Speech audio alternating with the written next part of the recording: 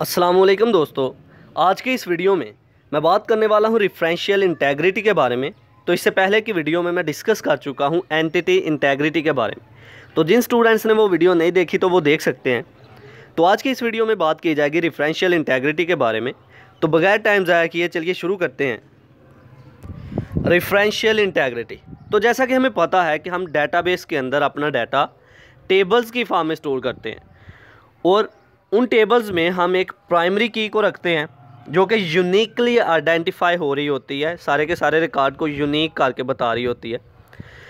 तो अब referential integrity क्या है? रेफरेंशियल इंटेग्रिटी ये बताती है कि अगर किसी रिलेशन में, किसी टेबल में फॉरेन की एग्जिस्ट कर रही है तो उस फॉरेन की वैल्यूज़ जो हैं वो मैच कर रही होनी चाहिए। उस टेबल की फॉरेन कीज़ की वैल्यूज़ जो हैं वो मैच होनी चाहिए पेरेंट टेबल के प्राइमरी की से।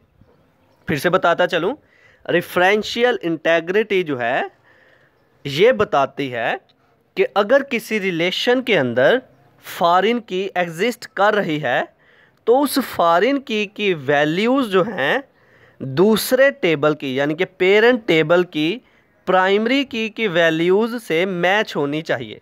इससे हम बोलते हैं रेफरेंशियल इंटेग्रिटी। चलिए अब डायग्राम से देखते हैं, फिर इसको लफ्ज़ी तौर पर पढ़ते हैं। अगर हम इस डायग्राम को देखें तो यहाँ पर अगर हम अपने टेबल को देखें तो इस टेबल में 1 रोल नंबर में, दूसरे रो में भी 1 1 2 2 3 3 इस तरह से।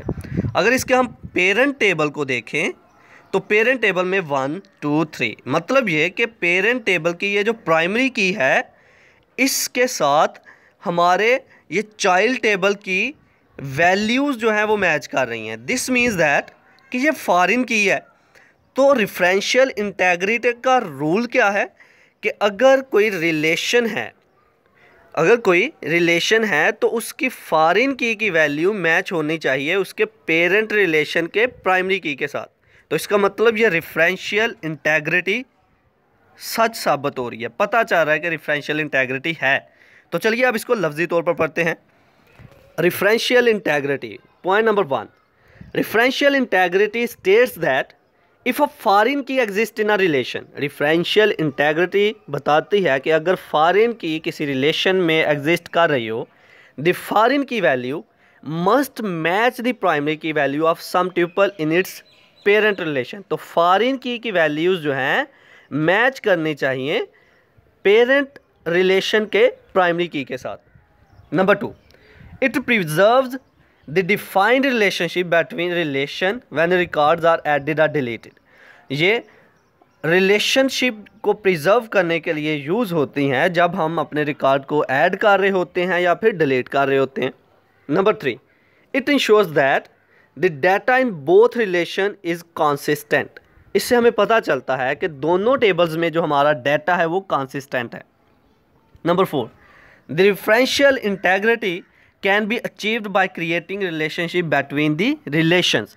जब हम डिफरेंट टेबल्स के दरमियान रिलेशनशिप क्रिएट करते हैं तो रेफरेंशियल इंटेग्रिटी अचीव होती है।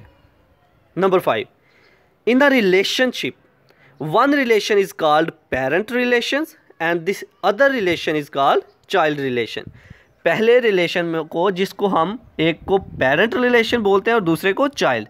पेरेंट रिलेशन जो है उसे बोला जाता है जो कि मतलब हायो बड़ा हो, जिससे चाइल्ड छोटे दूसरे टेबल्स बनने हैं, ठीक है।